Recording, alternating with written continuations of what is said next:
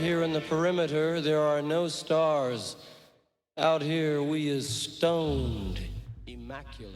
Hello and welcome. This is the C86 show. I'm David Eastaugh. As you know, we love a special guest. This week it's going to be the turn of Myke Scavone, who I spoke to very recently to find out more about life, love, poetry and all the other groovy stuff.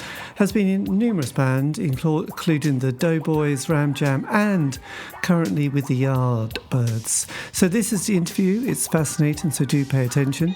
So after several minutes of interesting but casual chat, we get down to the exciting subject of the early formative years. Myke, it's over to you.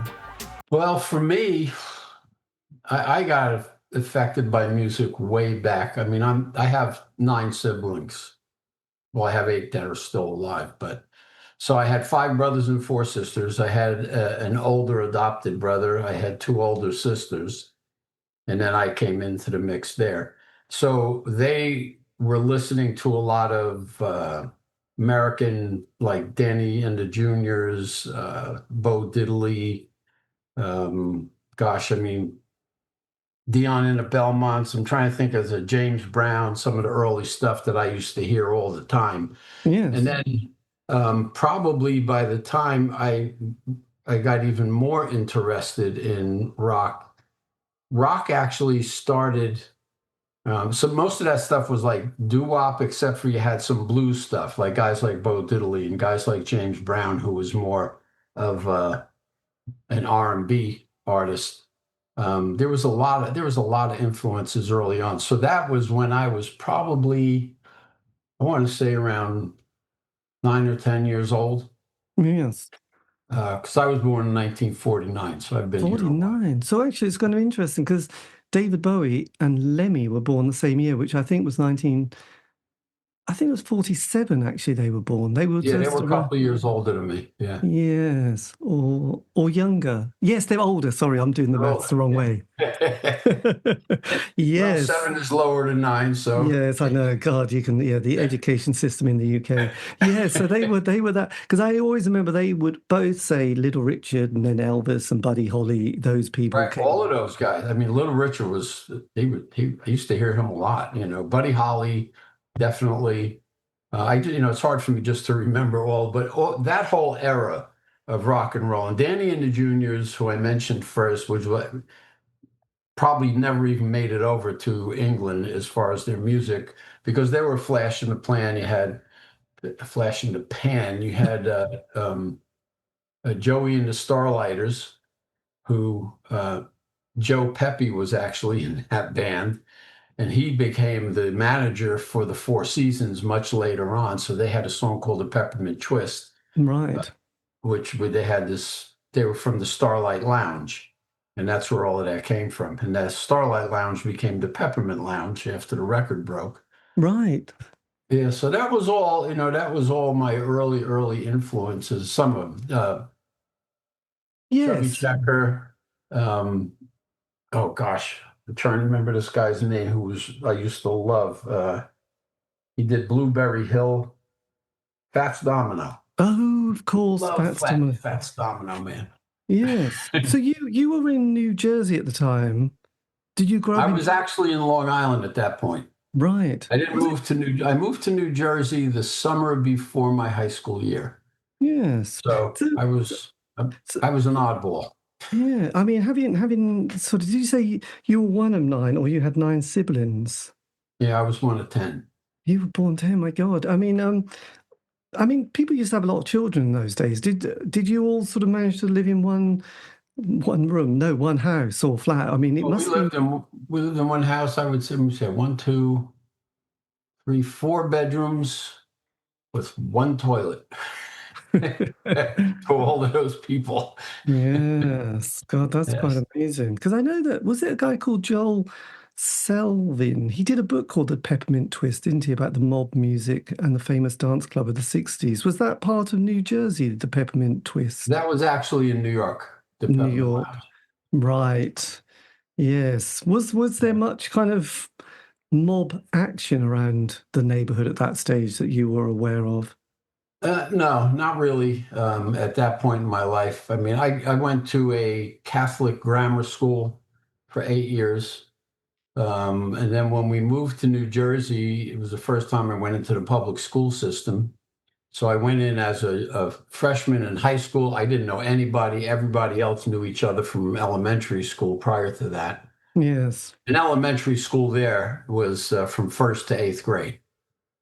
Back then we didn't. Now we have what they call middle school, where they're sixth, seventh, and eighth grade is middle school now.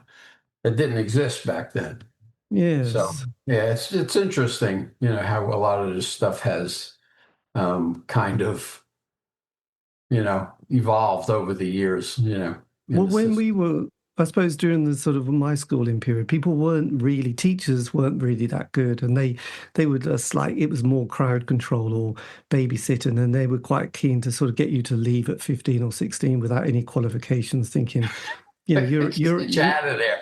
You're sort of at the bottom of the kind of the rung, really. Just go and get a job in the factory or go and work on a field or farm. And, there was no careers teachers at that time in life. So, but you would have been 15 in about 1964, weren't you? So did you leave school at that age, or were you sort of staying on?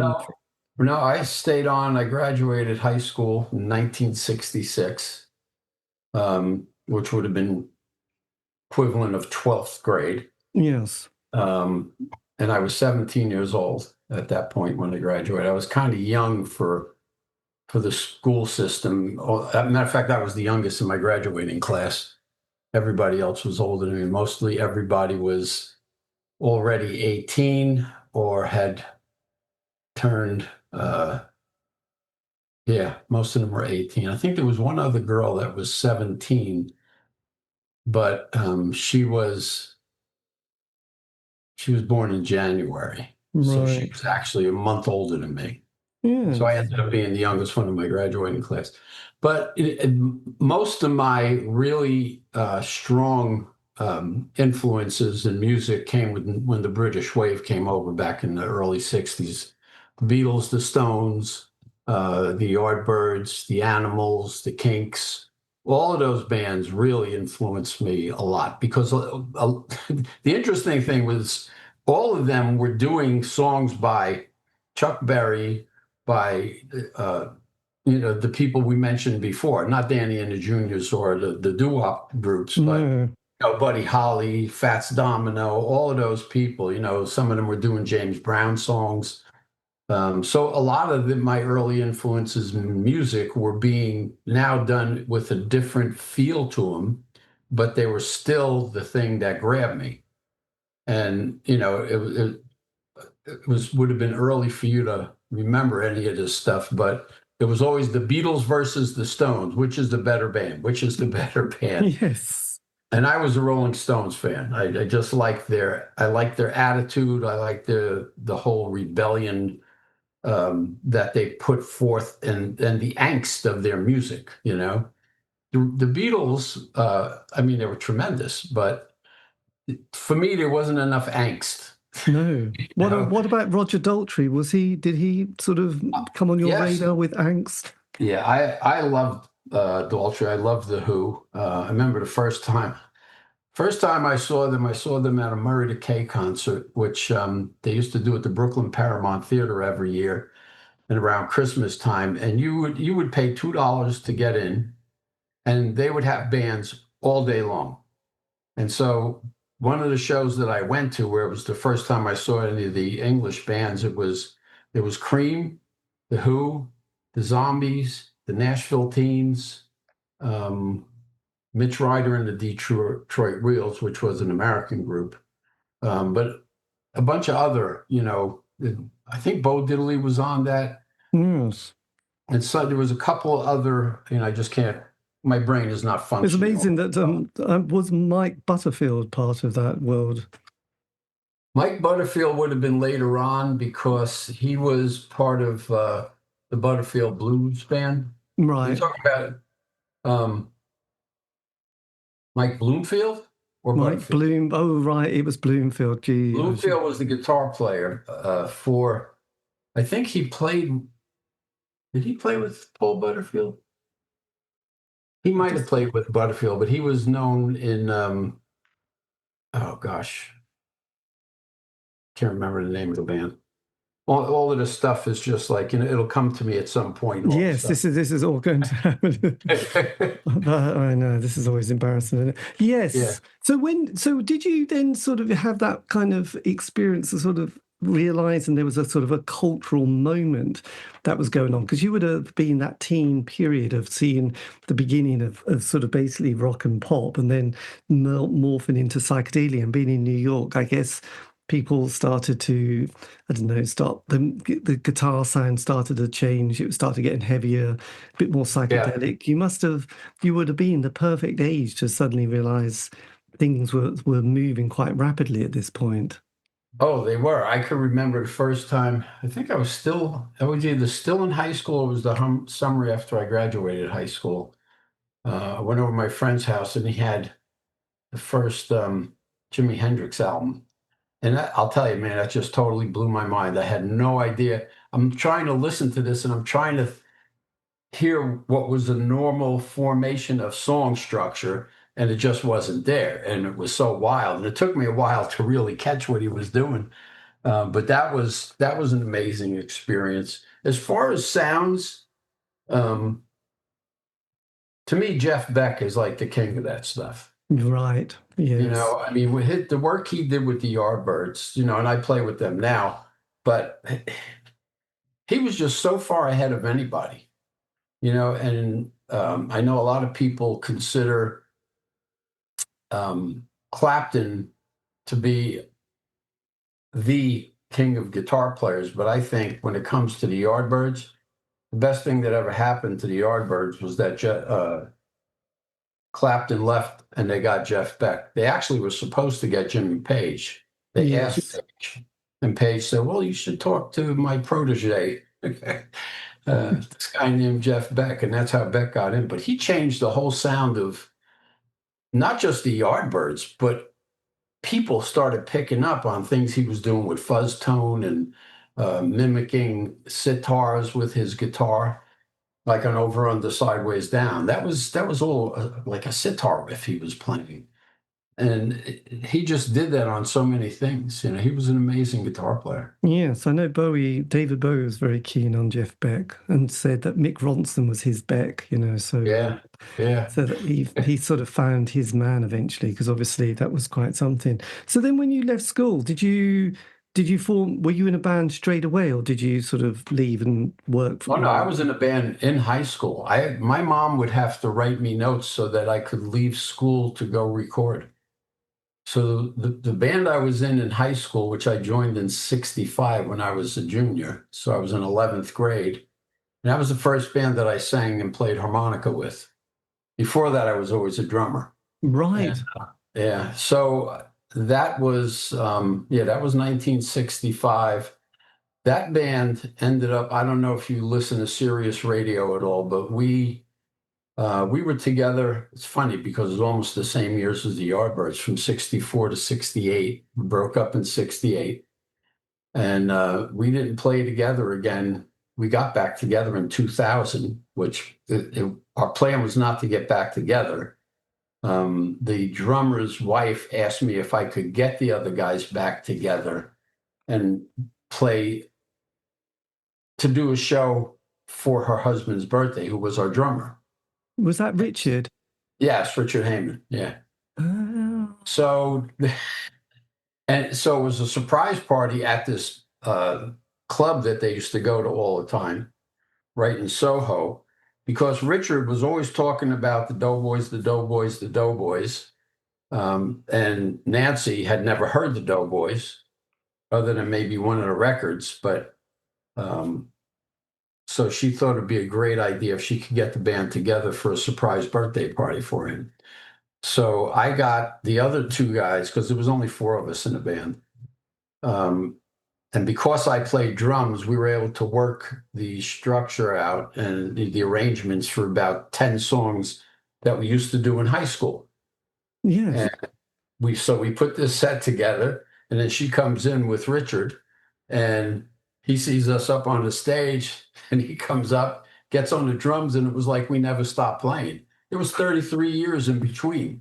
And he said, well, what are we doing? And I said, so I would call out the songs that we rehearsed, and it was like we never stopped playing. God, And we weren't really planning on doing anything outside of that, but then we got hired back by the guy that owned the club that we did that one show for. They let us play like from 7 to 8 on a Sunday night when it was dead. There was nobody. The only people that came was people that remembered the Doughboys from high school. And, and then so we came back and we said, okay, yeah, we'll do that. So we played. And then when we played the second time, Dick Manitoba was there. I don't know if you know who he is, part of Sirius Radio in the beginning, with Little Steven. And he hired us to play at his club, which was a teeny tiny club, but we managed to fit in there and play. And one thing led to another. Next thing you know, we were playing pretty much every weekend in New York City. God, that's amazing. Because I didn't realize I did an interview with Richard a few years ago, actually. Richard X. Yeah. He's about and prolific. God. Yeah, he's amazing. Yeah. He's I've known him since he was 14 or 13. So what was the music scene like in New York? Did you, I mean, we hear a lot about the Velvet Underground, but I'm sure not everybody was into the Velvet Underground. But were you part of a kind of communal or community of other musicians with the Doughboys? Yes, because we were around at the same time. Now, when we were in high school, which is when the band was first formed. We did a couple of shows in the city, but we didn't really play a lot in the city. But we played, I remember, we're all in school still. And we were playing every Friday, Saturday, and Sunday, every weekend for those years from 64 to 68. And then what happened was the band slowly,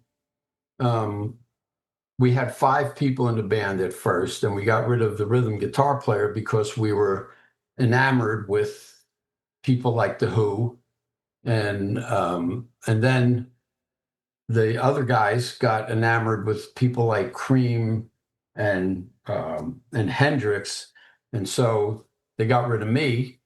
And then for about, I guess, the summer of '68, played as the house band at the Cafe Wa in Greenwich Village. Right. Yeah, and then after that, the band broke up. And we all went our separate ways, and everybody did something. I mean, there was a lot that went on all in between there. That's when I went back to playing drums. I started playing with a country rock band. I was kind of a little disillusioned because I really loved singing and I loved being with the guys in the Doughboys. I thought they were perfect for musicians for the type of stuff that I liked. We came up with the same ideas. Were you, was the Summer of Love, was that something that you were sort of becoming aware of? I know you wouldn't at the time. The 67. We were living in the midst of it. And, the real problem with a lot of that is we got involved with too many drugs because they were everywhere. Right. It wasn't just San Francisco. New York City was crazy. And even where we lived in New Jersey, it was only a 40-minute drive into New York City. So we would go in there constantly. We were in there every weekend, just hanging around, walking around the village, seeing shows if we weren't playing them ourselves. Yes. But that was, it was an amazing time. Definitely, like you said before, there was a cultural shift that took place. Huge. I know, because you mentioned the Rolling Stones. I know probably a few years, and it's probably now a decade ago, there was that Martin Scorsese film, Shine a Light, and there was little clips. It was a black and white film that they had done, I suppose, about 15 years ago, and it was beautiful. But they had little clips of the Rolling Stones in their early years, and someone asked Mick in about 1964 how long it would be, how long that would go on for, and he said 2 years. Yes. He just looked, and it was really sincere. He just went, well, yeah, probably, we'll do this, and that will be it. And it's like, and we all chuckle, don't we? Because we just think, little do you know that they've got a new album coming out this year, in fact. I heard that. Yeah, it's coming out in June. I know. We'll be curious. I mean, it's got a hell of a guest list on it as well. He's been around asking just about everybody to be on it. So why not? Well, absolutely. If you can still, if you're still in the game. But yeah, so that was kind of incredible to sort of yeah, just that idea that you probably didn't know if pop music was going to last much longer. And also you must have been, was the Vietnam War and the draft, was that always in the back of your mind thinking, this is all very nice for kids to look back on the 60s, but for you living it, you must have been thinking, I'm not sure if this is terribly going to be great if we get Oh, drafted. it was quite scary because I did get drafted, Right. but I made sure they didn't want me. And so basically they kicked me out of when I went in for the physical, they kicked me out. That was before, see, because I was 18 in 69, which was really when that war really started to escalate. Yes. And so I got drafted, and it was before they had what they called the lottery. That's if you were 18, boom, you got a letter and you got to come in, go to your physical. And so I just made sure I didn't pass that physical. They threw me out, actually, because they didn't like some of the things I had to say. But, that was then. Well, no, well, I mean, to be honest, I mean, the idea of having to go to, be drafted was not, if it wasn't your choice, it would be hard to be enthusiastic, really. Yeah. And fighting in a war that I didn't understand what the point of it was. And I don't think anybody can explain what the point of it was still, other than money, which is I know. what most wars are about. It's never that good, is it? Can you remember your kind of, how did the band then come to an end? Did you have a moment, or did it just naturally finish, or did you have It just slowly fell apart. Really did. I mean, it was like everybody just got to the point where it was like, well, we kind of felt like probably the way Mick was talking in that interview. Yeah, we've pretty much played this out. Our 2 years is up. Of course, it was 4 years at that point. Yes. But, and I think, there was always Richie, the drummer. We call him, I mean, I know him as Richie because I've always known him as Richie, and everybody else knows him as Richard because he puts out all his solo albums as Richard X. Heyman. But, and Willie, our guitar player, they were like so tight. I mean, they were just like two peas in a pod, except when they weren't. And when they weren't, man, it was like brothers fighting, And so I think a lot of that had to do with, them just getting to a point where they were sick and tired of playing with each other. And then every now and then during the years after that, they would get back together, but they could only stand each other for a couple of months, and then they would disappear from each other, and then they'd get back together and do something else again. And so it was interesting, the degree of the love-hate relationship that went on there. Yes. So that was part of how the whole band broke up completely around 68. Yes. And did you then sort of drift towards going to Woodstock at all, or was that something? Oh, I did go to Woodstock. I was there. Yeah. Were you there? Oh, yeah. What was that the like? The real Woodstock, not the fake one. Not the fake, yes, the real Woodstock. What was that like? I spoke to a few people who performed there. I think Melanie and a member from the Incredible String Band, and they all sort of quite a good time. What was your kind of memory of it like? Well, I got there. We were going to go on Friday night because that's when it actually started. Was Friday at some point. I don't know if it started in the night or it started. And we had planned to go, but there were these insane thunderstorms that were coming through New Jersey and through New York, and we just decided there were tornado warnings and all kinds of stuff. And I thought, you know what? Let's wait till this stuff passes and we'll just go in the morning. And that's what we did. And by then there was no food anywhere. You couldn't buy any food. There was no place to buy food. You couldn't buy anything to drink. There was Ken. Gosh, what the heck was this guy's name? Ken Kesey. Kesey, yeah. It was part of the Merry Pranksters. They were called. Oh, yes. There you go. Wavy Gravy, I think he's. Yes, name. Yes. So they had a tent where people were serving all this microbiotic food, and so we were, that was the only place I could get anything to eat, and so all day Saturday we were there and all day Sunday, and then I guess it kind of started getting nasty again, the weather, and we left Sunday. I remember waking up to Hendrix playing and hearing the Who off in the background, because there were a lot of people who stood up by the stage. Mm-hmm. I just wanted to hear the music. I didn't have to see it. I've seen all these guys so many times by then. And so I just liked roaming around the whole area where the festival was. And it was interesting, just the people I ran into. The funniest thing was the first person I run into. You're talking about there was 500,000 people there. I ran into this friend of mine that he wasn't really a friend of mine until I got on the bus to go for my physical exam for the draft. Right. And I met him on the bus, and then I met him at Woodstock. He was the first person I met at Woodstock. And I didn't know him before then, but there he was once again. It was just so funny. God, that's extraordinary. What a coincidence. My God. Yes. I guess when things are happening, you just think this is normal, but then quickly you realize it was part of quite a phenomenal experience, really. I mean, what was it like then, having seen the 60s developed, and then you had Brian Jones die, Jim Morrison, Hendrix, and Joplin, and then you had I suppose you had Altamont, Charles Manson.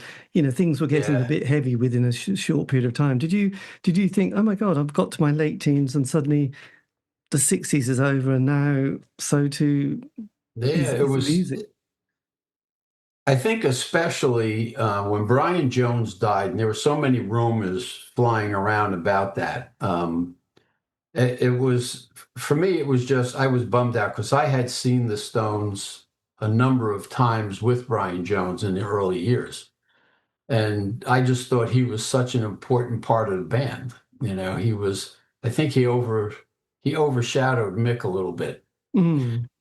And so because of that, I think it's why you had all these different rumors going around that they actually caused him to drown, or they got him really messed up and they were there and they let him drown. I don't know what really happened. I don't know if anybody will ever find out what really happened.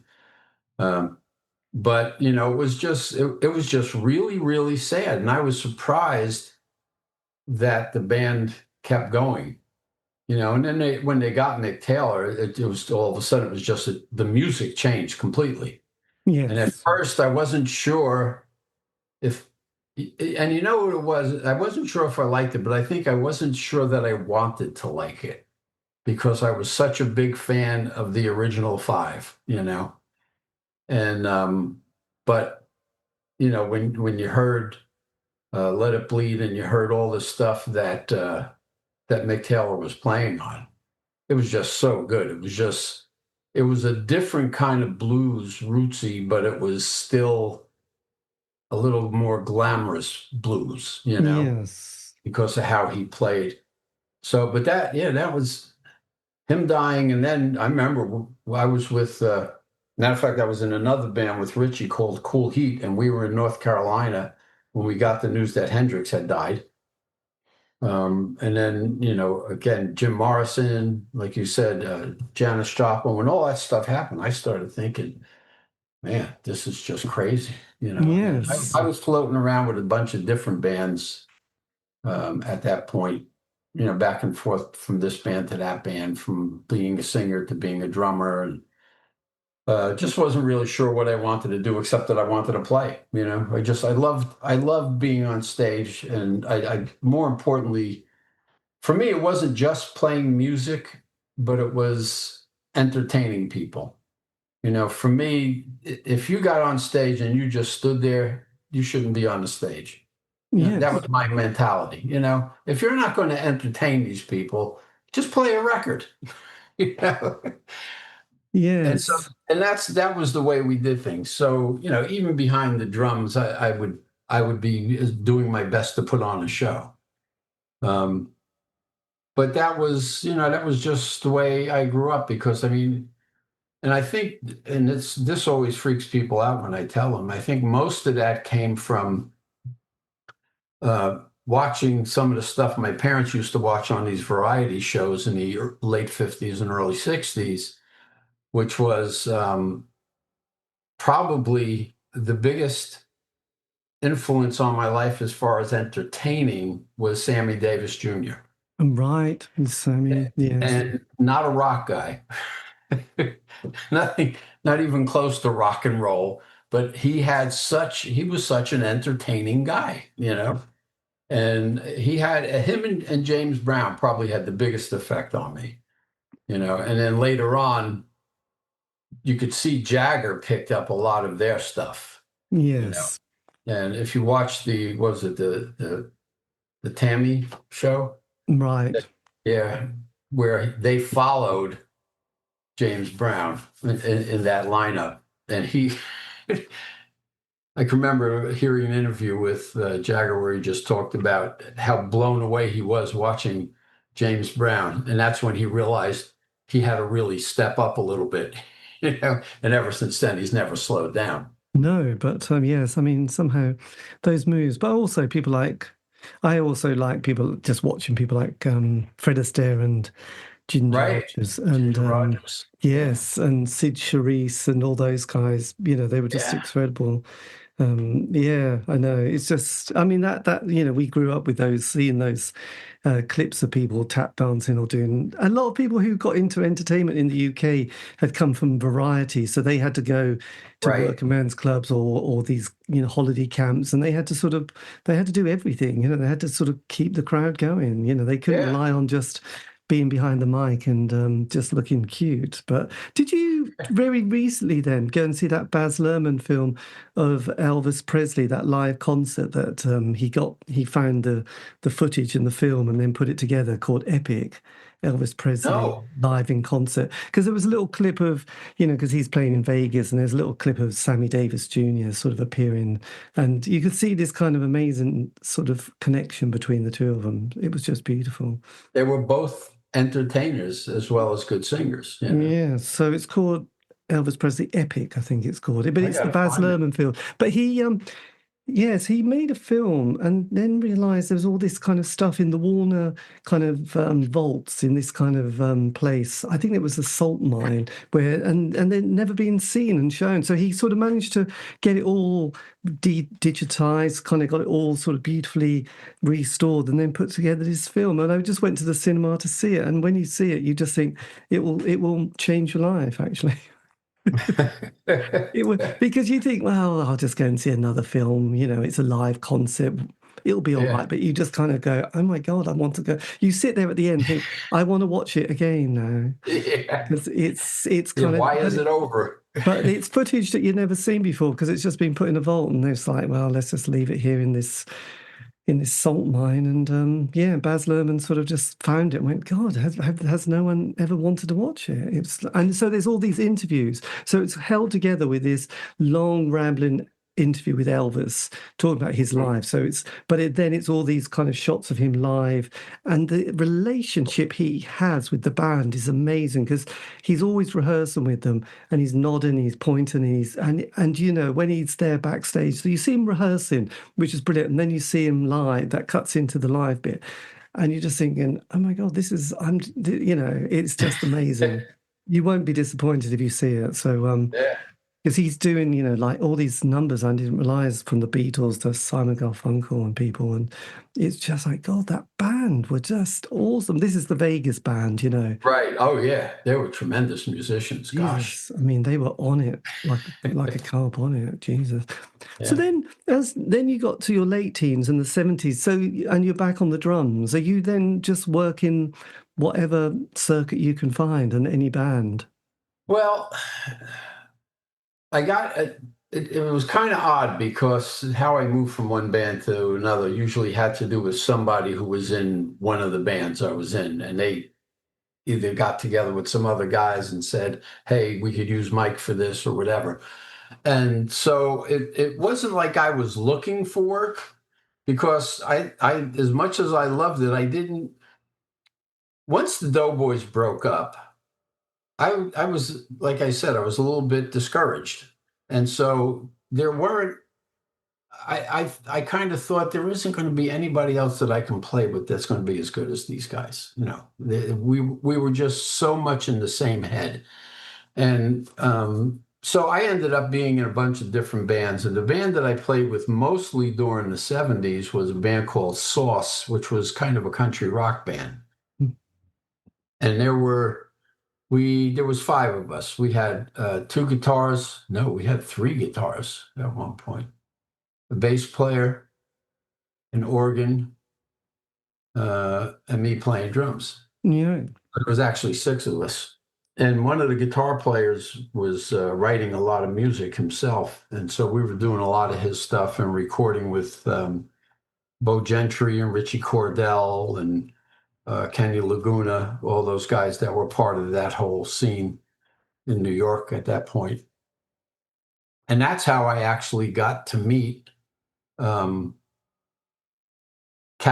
and Katz, who I was actually a studio drummer for them. They had all of these singers, songwriters rather, that they needed.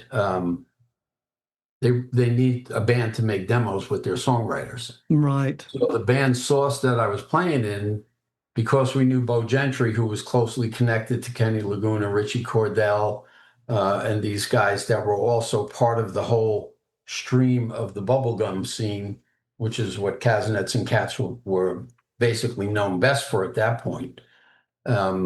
We got to be the studio band for their songwriters. And so we were doing all these demos with them.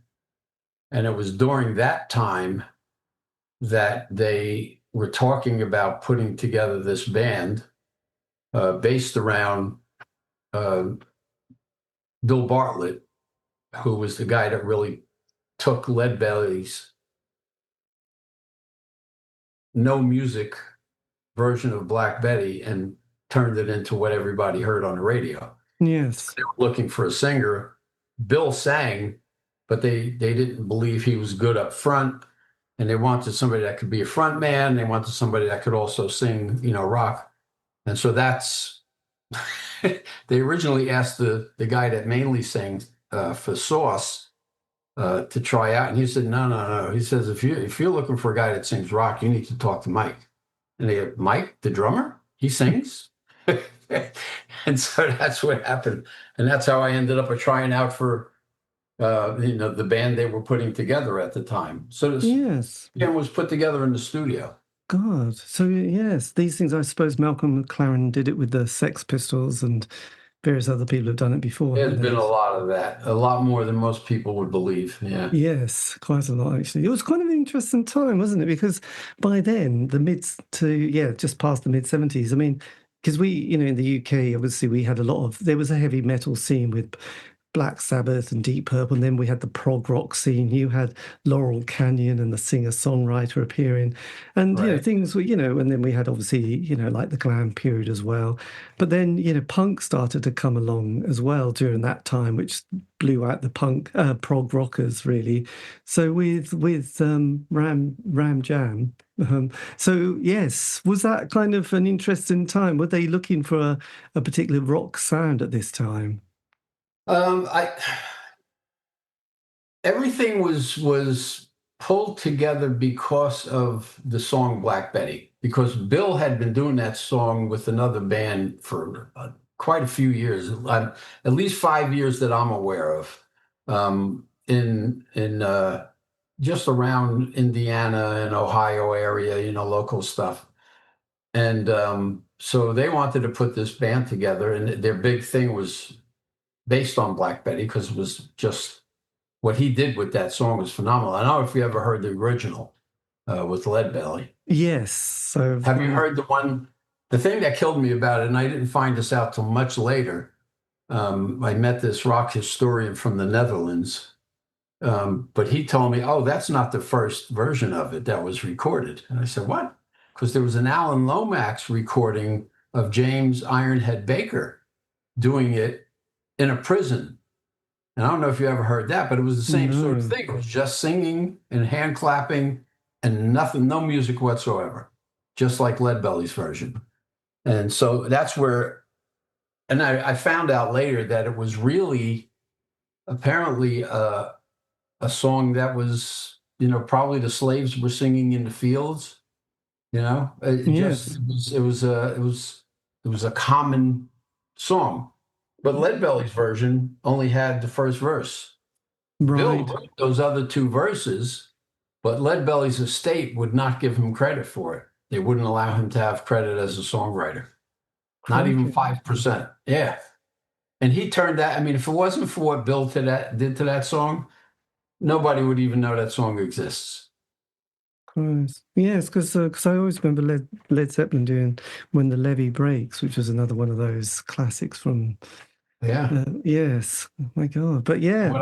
What I found out recently that I didn't know about is probably in the late 60s, maybe the very early 70s, Manfred Mann did a version. And they just called it Bama Lama or something like that. I forgot what it was. And I had heard it recently. Somebody told me about it, and I was like, holy cow. And it was totally different than anything. But so they obviously were aware of something that had to do with that song. Yeah, so that's an interesting find. Yeah, I'll have to check some of those out. Yeah, because I suppose at that age I was probably about 6 to 8 when you started hearing those pop songs that would appear on the radio. There was one song that I don't know who was it, Xanadu, somebody with a whip, on stage, which you do.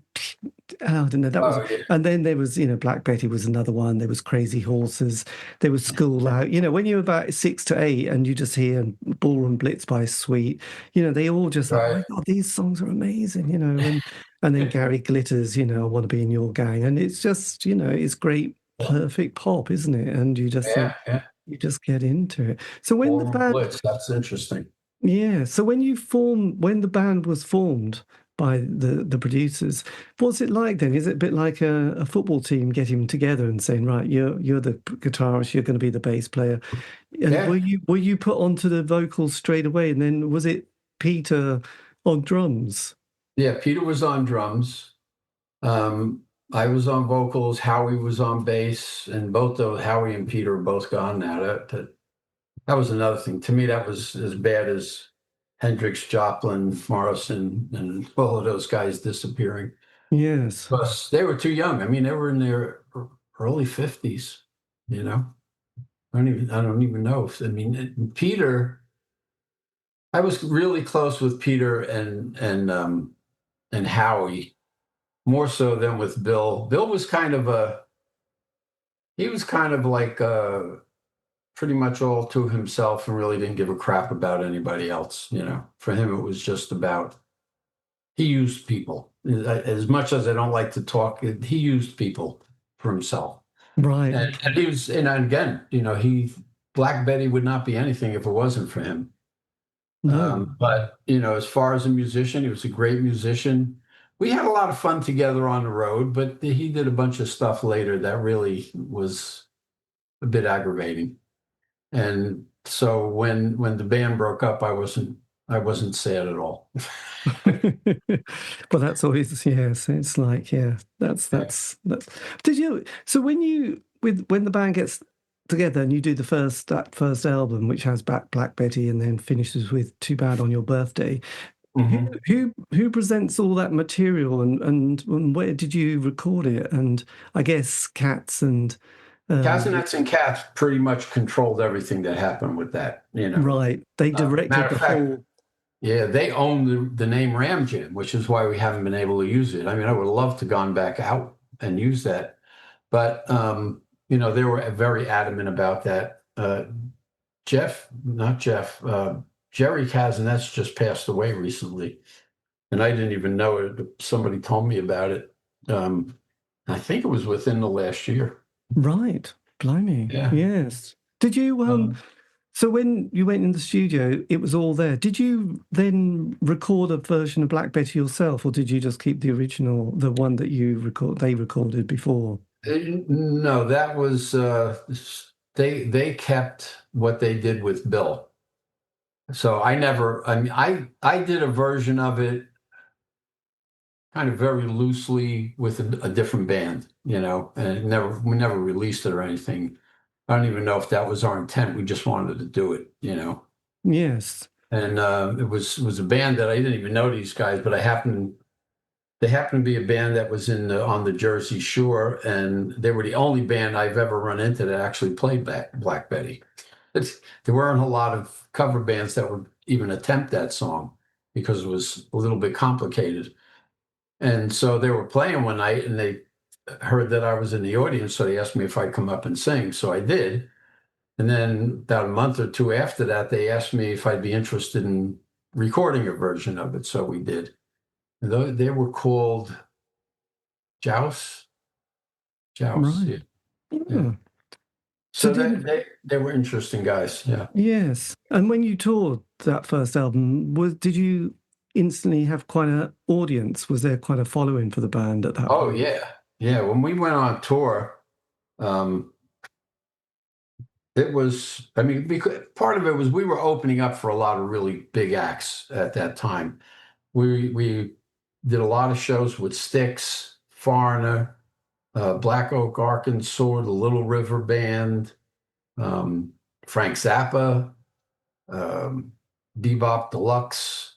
I mean, there were so many bands that we opened for on those tours. I mean, it was just crazy. Yes. Styx was probably the most popular band at the time, and Foreigner was huge at that point too. God, so yes. We were opening up for all these bands. We did some stuff, a lot of stuff with Cheap Trick too, and then Cheap Trick actually opened for us on one show, which was very weird because we had been opening for them, and there was one show that we were billed as the headliner, and Cheap Trick was billed as the opening act. It was a little strange. I think that was when they did that Live at Budokan album that sort of really elevated them, wasn't it? Yeah. Well, actually, it was before that because, Robin Trower, we did a bunch of stuff with too. Oh, Bridge of Signs. Yeah. And it was funny. What was funny about that is we did a show in New Jersey when the Doughboys reformed. And we ended up opening for Robin Trower. And I went up and I was talking to him, and he remembered me from Ram Jam, from when we used to open for him, because we did quite a few shows with him as well. Yes. So what was it like then going into the studio for the sort of second and final album? Did you have a feeling that was going to be the end of the band, or was it? No, and it wouldn't have necessarily been the end of the band if there weren't a few unfortunate circumstances that took place. When we went in, there was a lot of things going on. A lot of people don't know this, but I had gotten busted 3 years prior to Black Betty becoming a hit. And my case, it was all drug possession stuff. Right. And I got busted under what was known as the Rockefeller laws in New York State. I was living in New York State at the time. And without getting into too much of the steamy details of it, the Rockefeller laws had mandatory sentencing when you had certain amount of drugs, whatever they were, legal drugs. So my case went for 3 years. It actually got thrown out of court by the judge who signed the warrant in the first place. And that's a long story, which I don't have time to get into right now. Yes, maybe I'll tell you that story off the record at some point if you want. So we were doing we were just mixing down the second album. When we were recording it, I knew that I was facing prison time. And I told Kasenetz and Katz, and they were like, nah, we'll write letters. We have people who will write letters. And I said, yeah, you don't understand. This is mandatory sentencing. You cannot change the law. And I kept trying to tell them. And what they did, I don't know if you've ever heard the second album, but they had a couple other people, mainly Steve Tracy, who was the singer for Sauce, sing a couple of the songs just in case. So they'd have somebody else's voice on the album. But I sang most of the album. Right. And so what ended up happening is I did go to prison. Matter of fact, I got the call from my lawyer that it was time to go for sentencing, and I knew what was going to happen while we were mixing down the second album. So we were in the studio mixing, and all of a sudden I get the call, you got to come back upstate. It's time. Imagine what that was like. Gee, that would drop your guts. I'm not, that tension you get when you hear something like that. Yeah, well, I went from playing in front of, 10, 20,000 people to a 6x9 cell where I had no control of my life anymore. No, Jesus. Yeah. How long was your prison sentence? 1 year to life. So I had to do a minimum of a year. Yes. But I was facing up to life imprisonment if I wasn't a good boy. And the fact was, I wasn't a good boy, but I didn't get caught being not a good boy while I was in prison. So I ended up getting out after, I think I actually did 1 year and 4 days. Blimey, crikey. Yeah. That's horrendous. That is, yeah. So who cares about the second album, really? Jesus, that's horrendous, isn't it? Yeah, it was. You have no idea.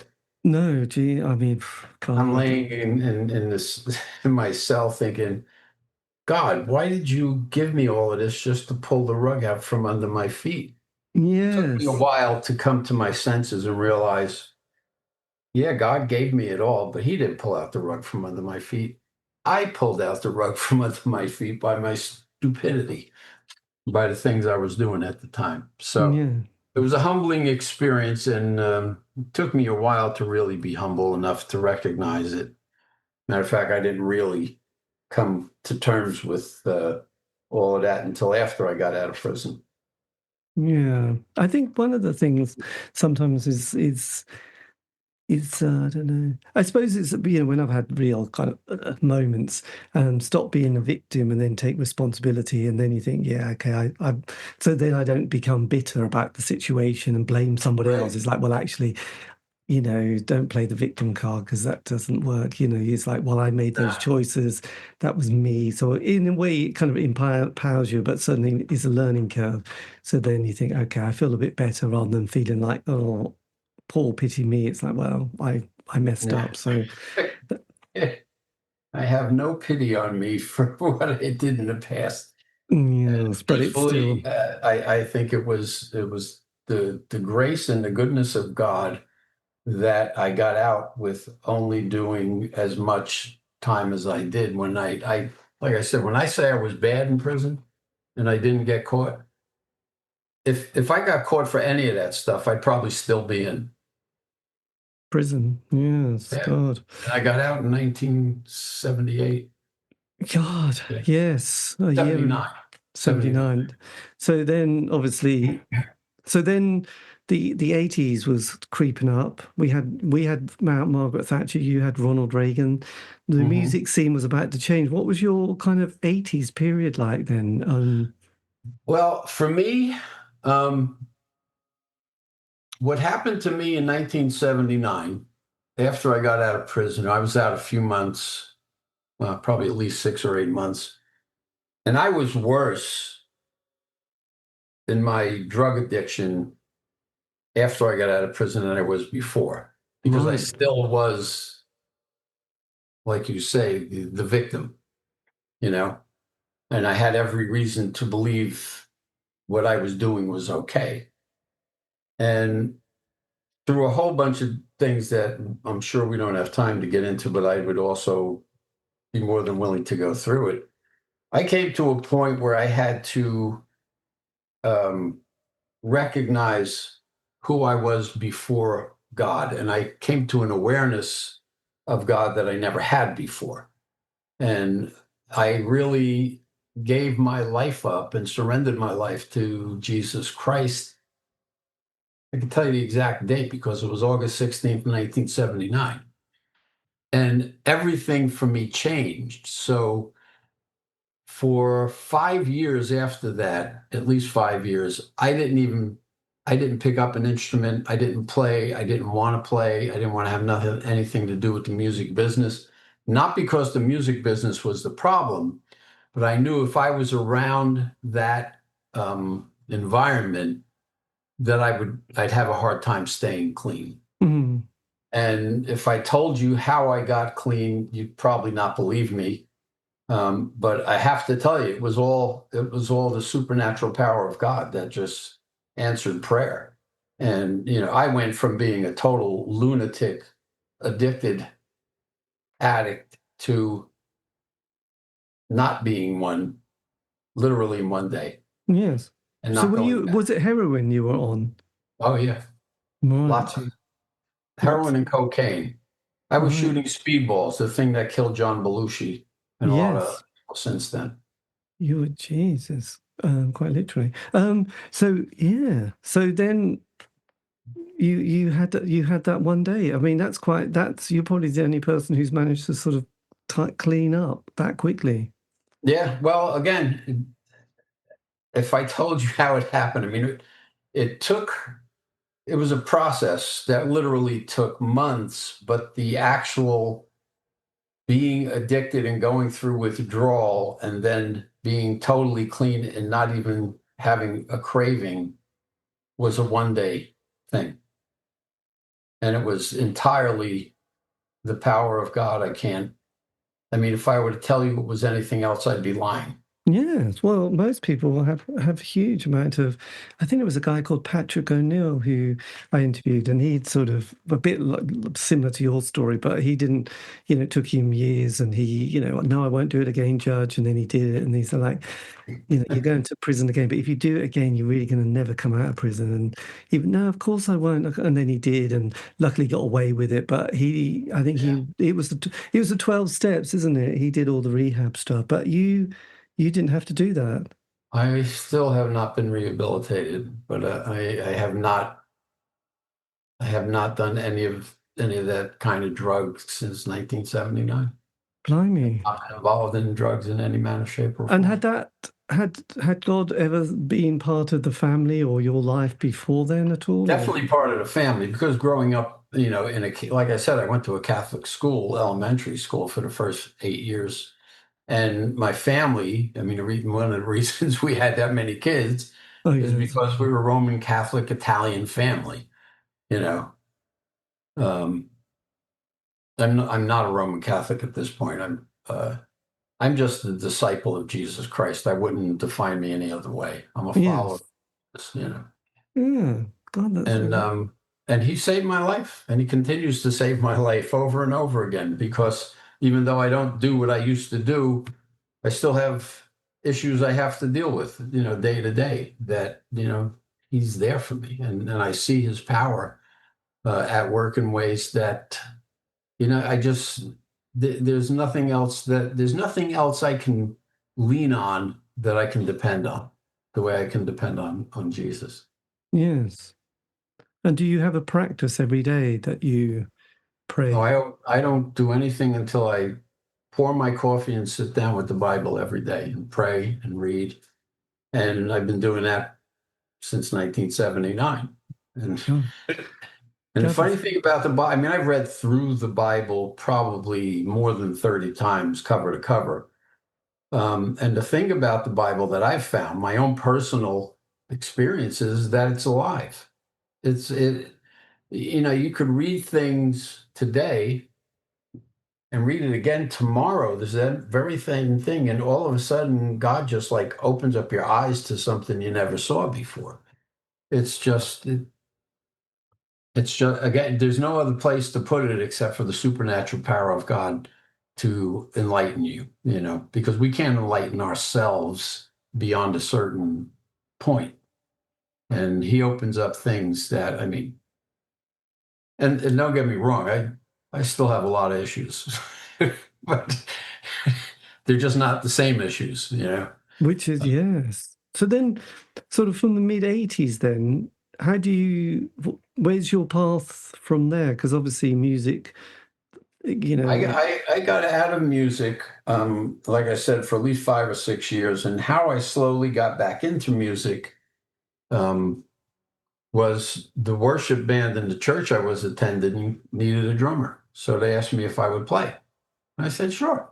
So that's what I did. And then, within a year or two of doing that, I saw an ad for somebody that was looking for a drummer that could sing it was like a wedding band. And they Right. would do little places like these Elks clubs and firehouses and stuff like that. And I thought, well, this would be fun, just doing cover stuff, everything from Rolling Stones to Billy Joel and everything in between. Um,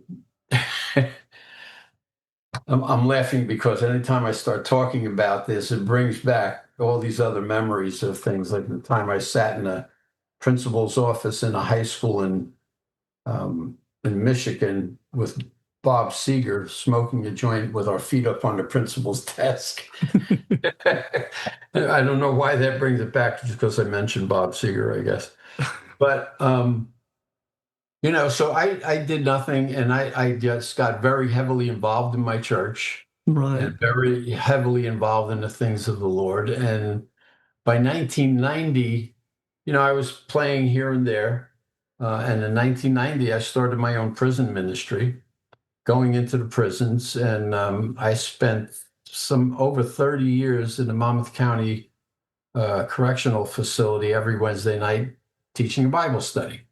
And it was as much studying the Bible as it was just having conversations with guys that were in the jail about the things of God, and just answering their questions and talking with them about the things that they were concerned about. And I still do that. After I moved to Texas, I got involved with 3 different prison ministries here. Right. And I kind of liked the fact that I just really felt when I moved here that God told me that my place here was not to lead, but to support what was already here.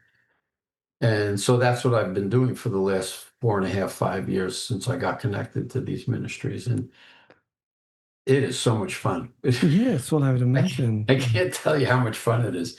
But as far as music, in the 80s, I still listened to stuff. I'm trying to remember. Is that when, was it the 80s that Dire Straits came out with Money for Nothing? Yeah, so that was about 84, 85, and then we had Bruce Springsteen's Born in the USA, and then Bon Jovi, Bon Jovi, and those guys were all like, I lived within a few miles of their houses. Yes, so that became huge. You had people like Twisted Sister, who'd been in New York all through the 70s trying to get a record deal, and then they got it Finally in the 80s. And they eventually... they were from New Jersey, too.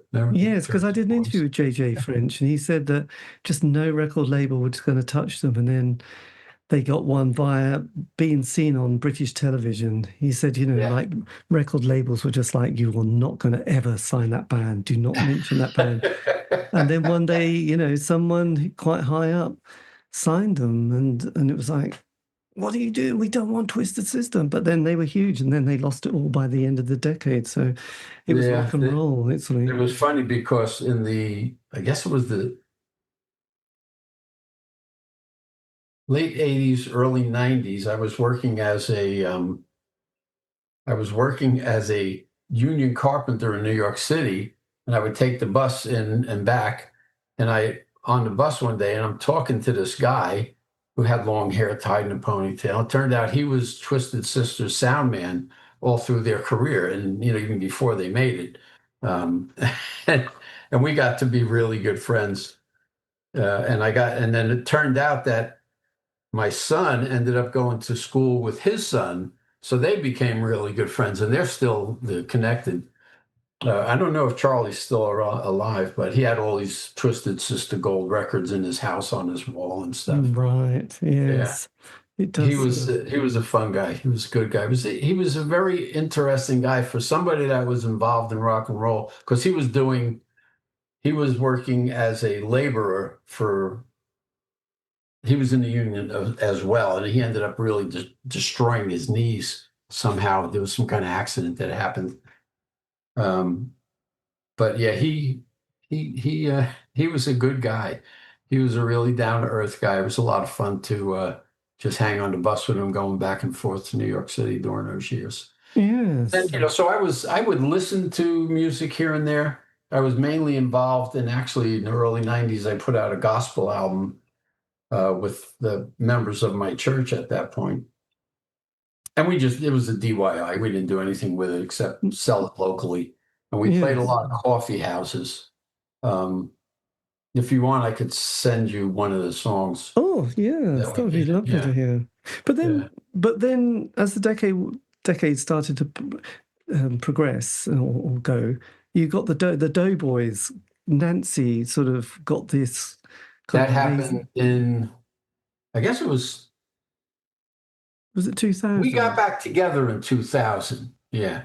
And did you? And For was it a real. bit like the return of the Magnificent Seven? Did you go, "Oh, I'm not quite sure," or did you just go, "Yeah, absolutely"? Well, it was, I would truthfully, I was a little timid about it, for lack of a better word. I was a little hesitant. I wasn't sure because, the way the band broke up and how they, decided they didn't need a lead singer anymore. But then when I started rehearsing with Mike and Willie for the thing for Richard for his birthday, it became, I just, because I loved the music we used to play. Again, we did so many Yardbird songs, which is so funny that I end up playing with them now. But Yes. they're, because matter of fact, I think the first song we did was I'm a Man, and then we did Lost Woman, a couple other of the Yardbirds songs, but then we did a bunch of Stone songs because between the Yardbirds, the Stones, the Animals, we did some Animal songs, um, and I think it was just my love of that music and playing it with these guys again kind of overcame any of my hesitancy. It was just so much fun to do it again. And, I was, I think at the time, let me see, it was 1990. Yeah, I had just started pastoring a small church, which had about 35 people in it. Mm-hmm. And so the idea of playing rock and roll while I was pastoring this church just seemed to be such a weird juxtaposition. It was like, I wasn't in my head. I was like, feeling like I was living in two different worlds, but it worked. And I only pastored that church for 5 years. And the Doughboys went on we were together for 19 years. Well, yes. Because And 2019, and this is very weird because it was prior to, there was a couple of things that happened with me. We had at least 50 of our original songs, 50 or 60 of our original songs that we were doing at that point. And we probably had another 100 songs of cover songs that we were doing. So when we would do shows, we'd mix our originals with covers. And even if you listen to all the albums we put out and the live album even, all of that stuff, we always threw a cover song in, even when we did mainly original albums, which most of them were. And I would never, ever, and still to this day, I said, I always said, if it stops being fun, I'm not going to do it. I play music because I love it and it's fun. yes. And I would never, ever have a music stand on the stage or an iPad or an iPhone where I could read the lyrics. If I couldn't remember the lyrics, I didn't deserve to sing those songs as far as I was concerned. And again, because my mentality was as an entertainer, I didn't want to have to be looking at anything. You got to be looking at your audience if you're going to entertain them. You can't be looking at all of that. And what happened was, by the time we got to about 150 songs in our repertoire, it was like I felt like my head was exploding trying to remember these songs, these lyrics to all of these songs. And then Richard, the way he writes, some of his songs have a lot of lyrics that get crammed into this line, and you got to try to get them in there. And, so it was a lot. And I was starting to feel like, man, I'm just not feeling as confident as I've always felt. I never had a time where I went on stage and thought, I don't belong here. I never had a time where I was nervous going on stage. It never entered my mind that I should be nervous about what I was doing. And then in 2019, it was somewhere around, I guess, the late part of the summer, I started feeling, I don't know how much longer I want to do this. And it started feeling like work to me. Mm-hmm. And, we were playing local clubs and stuff, and we were getting a lot of airplay on Little Steven's Underground Garage for quite a while at that point. Probably had a good 12-year stretch where he was playing our stuff. And then I just, out of nowhere, I don't know what the heck it was. And I told these guys this, and I didn't know. I said, I just don't feel like I'm having fun. And I've had this sense of foreboding. I don't know what the heck it is. I just feel that something bad is going to be happening. And I didn't know what it was. So that I ended up quitting the band in October of 2019. And as you know, yes, not long after that, COVID. The COVID period, yes. You sort of felt that one coming, didn't you, really? Because your last album you had was running for covers, wasn't it? So this was your... Yeah. You do a really great version of David Essex's Rock On as well. Yeah, that was on there. And Dear Old Neil Diamond, which is obviously Did you see the sort of biopic of Neil Diamond's? It was with Song Sung Blue. Song Sung Blue. I just saw that on a plane, as a matter of fact, on the last, coming back from the last Yardbirds tour. Yes, it was tremendous. I thought it was such a great movie. Amazing, yes.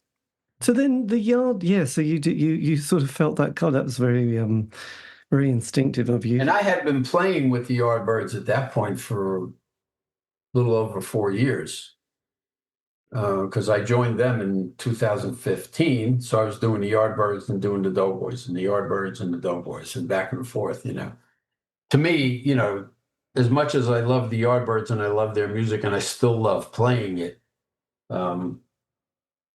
the Doughboys is still my favorite band out of all the bands I've ever been in. Yes. Well, it's kind of special. It's an amazing amount of... It's over 55 years, isn't it? No, it's nearly 60. Yeah, 64.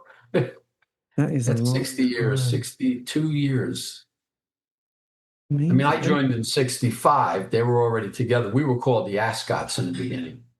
And then we changed our name to the Doughboys a little while after I joined. We had a manager that changed our name. It was after we had won this year-long battle of the band.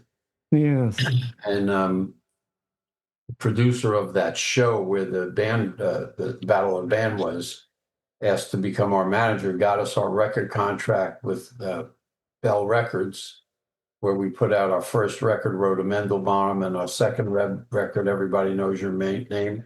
Those were 2 singles that we put out. Everybody Knows Your Name, which just blew me away that it was on the cover as a pick of, you see, the Billboard or Record World. I can't remember. It could have been Cashbox, because those were the 3 industry magazines at that point. Yes. And we were on the front cover of it as Pick of the Week. And we got overshadowed by Ding Dong, the Witch is Dead by the First Estate. Yes. So that was, it was an interesting time. I mean, again, I was 17 years old. What the heck was I doing on the cover of Billboard magazine? Oh God, I know it's an amazing age to have any sort of fame. I did just recently watched that 3-part documentary they had on Michael Jackson, the first, the second, and the third part, and it was like, being so young and so kind of an entertainer. He was what, 11? Yes. When he first, with the Jackson 5, I think that's what he was. I think he was around 11 years old. And the same with the Donny Osmond, really. But right. But he held it together. So with the Yardbirds, then, where did you get the call? Who instigated that? Well, it was a combination of things. We had opened up for the Yardbirds at the Sellersville Theater in Pennsylvania, and then at BB King's in New York in 2011, I think it was. And in that year, while they were at the Cavern Club in Los Angeles, Chris Drea had a stroke on stage. And so it was the same year that we had opened for them. Right. That Chris had the stroke, and then he couldn't play anymore, and his doctors wouldn't let him even travel anymore. And so at that point, they had 3 guys from England.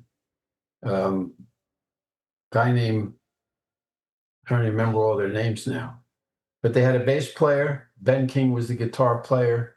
The singer, gosh, his name's like on the tip of my tongue, but they were 3 younger guys from England that were in the band at that point.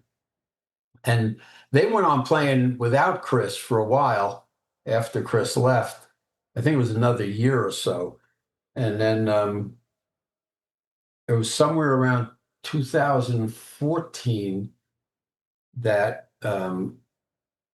because Gar, the guy who took Willie's place in the Doughboys, Gar Francis, every time we played with somebody, he always got close enough to talk to whoever we were playing with about writing songs with them. Right. Because he was more involved. He wanted more to be a songwriter than an actual on live player.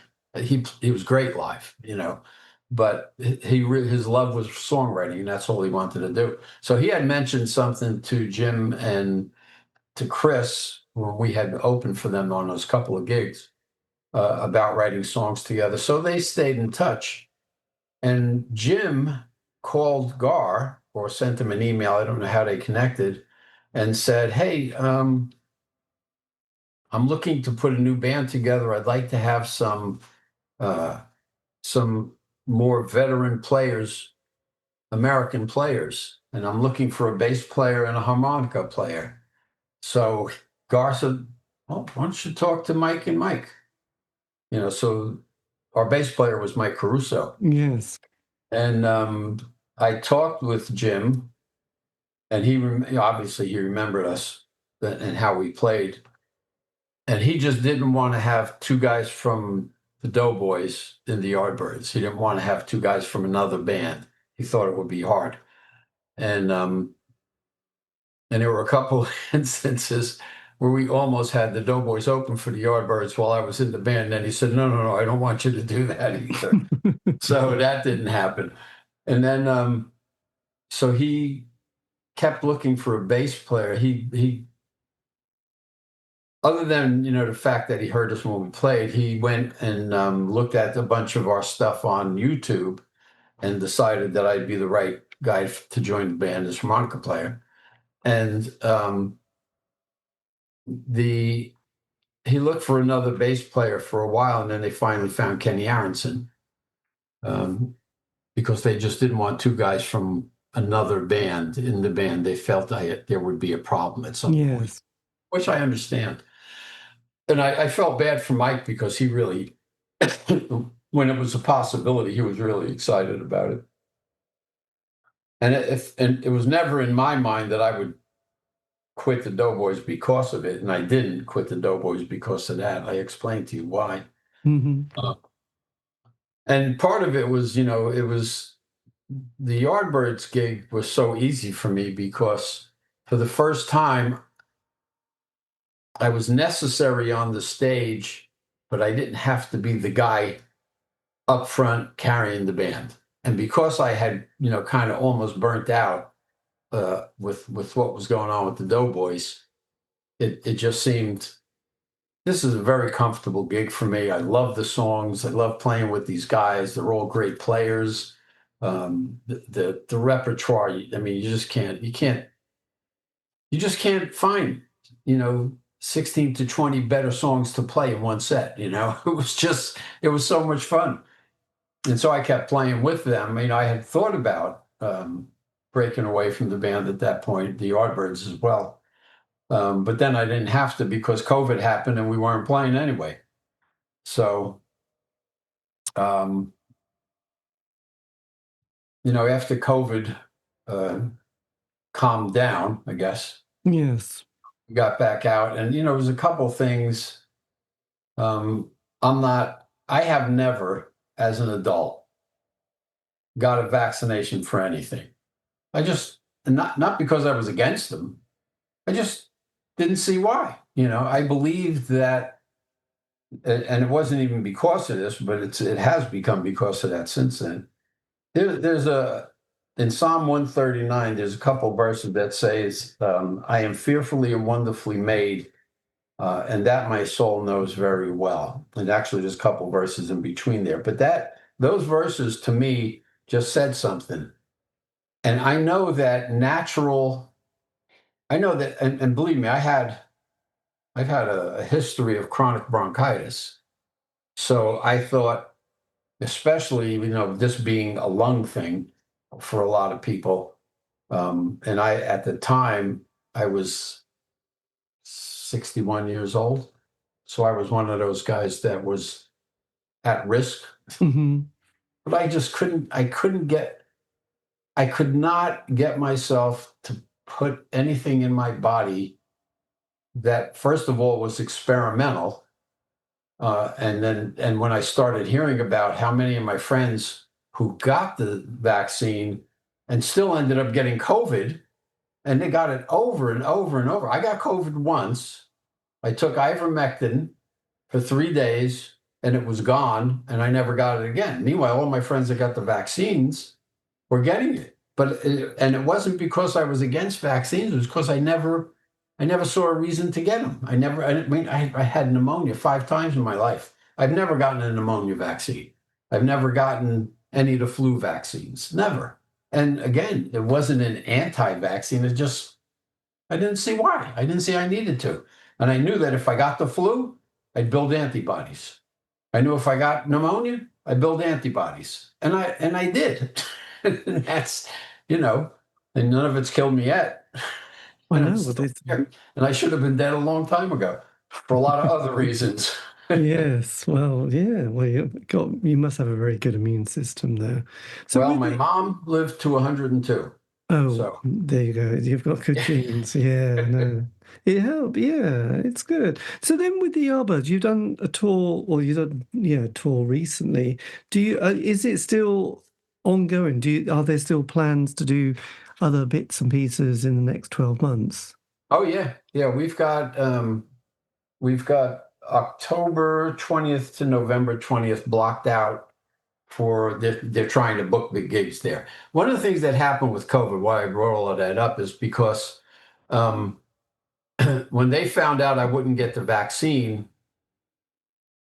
a lot of the places that we were supposed to play wouldn't let us play unless everybody was vaccinated. Right. Which I thought was really stupid, but that's me. And so they had put together some tours for us that we had to cancel at the last minute when these people found out. I mean, somebody even gave me a blank vaccine card that I could have filled out, but I wasn't going to lie about, having a vaccine just so I could go play. To me, truth is more important than anything, in my life. And, so that was one of the things that made it, for a while, it became hard to book the band, because we had maybe two or three tours that got canceled, like almost in a row. Not all in the same year, but, kind of one fall show, one spring show, and then a following fall show that got canceled. And it all had to do with, some of it had to do with just COVID itself. Mm-hmm. But one of them was because I refused to get the vaccination. I mean, I'm not going to do it. Why? Tell me why. I'm doing better than my friends that did it, that got the vaccination. So that's why things got a little bit funky for us, and why right now it's harder. And one of the other things is, Jim, the drummer, who's an amazing drummer, to me, his style has always really blown me away and impressed me. He plays differently than most people would think to play on a lot of the songs that the Yardbirds recorded. And he's at the point where the last 2 tours that we did, he has me playing drums on 4 songs just so he can get a break, So that's what we're doing. And we started moving towards, and we did one tour with just doing what we call a history tour, where most of this, we usually do an hour and a half set. Yeah. And most of these shows ended up being closer to 2 hours because what we did is we cut some songs out, and Jim narrates a lot of the history of the Yardbirds around the different songs that we do.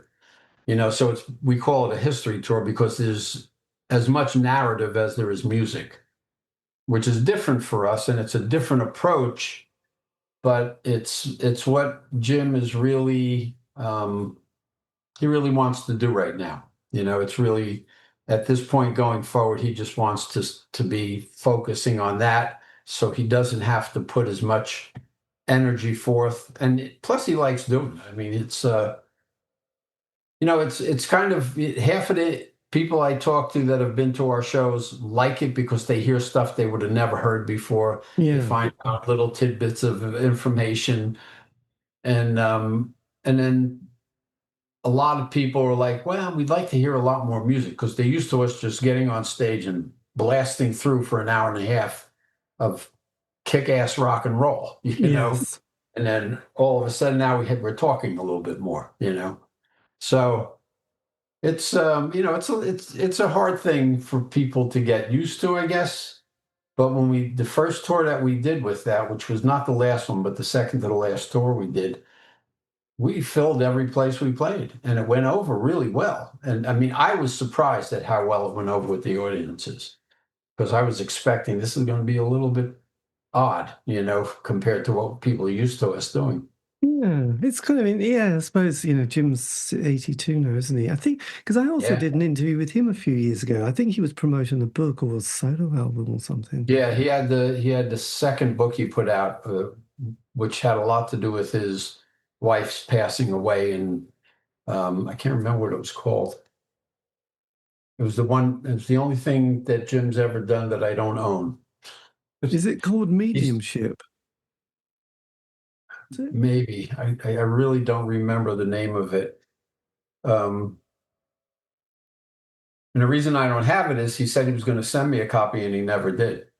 Because I'm sure it just slipped his mind. Yes, well, when you get to 82, these things happen. Yeah. Well, he'll be 83 in July. Right, God, he's doing well then. I guess he's doing great.